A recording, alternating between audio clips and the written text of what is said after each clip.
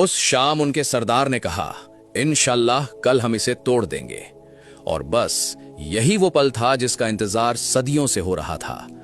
अल्लाह की मर्जी शामिल हुई और अगली सुबह वो लोहे की दीवार रेत की तरह बिखर गई। कुरान सूरह अंबिया 96 का नक्शा हकीकत बन गया। वहुम मिन कुल्ली हदबिन यंसिलून, वो हर ऊंचाई और टीले से फिसलते हुए नीचे आएंगे। उनकी तादाद इतनी ज्यादा होगी कि जब उनका पहला लश्कर बुहैला तबारिया यानी लेक टिबेरियस से गुजरेगा तो उसका सारा पानी पी जाएगा, और जब उनका आखिरी लश्कर वहां पहुंचेगा तो सूखी जमीन देखकर कहेगा, सुना है कभी यहां पानी हुआ करता था।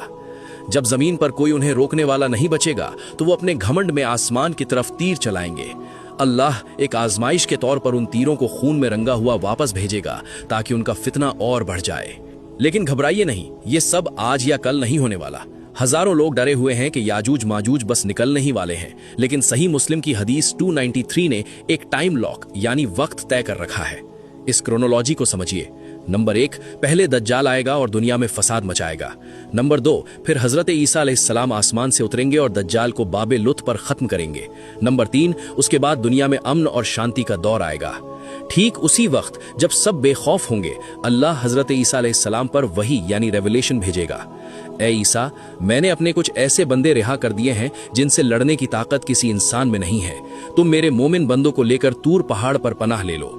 यानी जब तक दज्जाल नहीं आता और हजरत ईसा अलैहिस्सलाम नहीं आते तब तक दीवार टूटने का सवाल ही नहीं उठता। अब देखिए अल्लाह की कुदरत। पूरी दुनिया पर याजूज माजूज का कब्जा होगा और हजरत ईसा अलैहिस्सलाम पहाड़ पर दुआ करेंगे। इन अरबों फसादी सुपर ह्यूमंस को मारने के लिए अल्लाह कोई फौज नहीं भेजेगा, कोई परमाणु बम नहीं चलेगा। अल्लाह सिर्फ एक छोटा सा कीड़ा जिसे नगफ कहते हैं उनकी गर्दनों में पैदा कर देगा। एक ही रात में, जी हां सिर्फ एक रात में, वो सब के सब ऐसे मर जाएंगे जैसे एक जान की मौत हुई हो। फिर अल्लाह बख्ती ऊंटों जैसे परिंदे भेजेगा जो उनकी गंदगी को साफ करेंगे और एक बारिश पूरी दुनिया को धो देगी। ये है अल्लाह की शान। बड़ी से बड़ी ताकत को खत्म करने के लिए उसका एक छोटा सा कीड़ा ही काफी है। जाते जाते गलत फहमी दूर कर लीजिए जो लोगों को मायूस करती है। सही बुखारी में है कि क़यामत के दिन 1000 में से 999 जहन्नमी होंगे। ये सुनकर सहाबा रज़ी अल्लाहु अन्हु रो पड़े थे। तब नबी सल्लल्लाहु अलैहि वसल्लम ने मुस्कुराकर हौसला दिया और फरमाया, घबराओ मत, वो 999 याजूज माजूज की कौम से होंगे और वो एक जन्नती तुम मुसलमानों से होगे।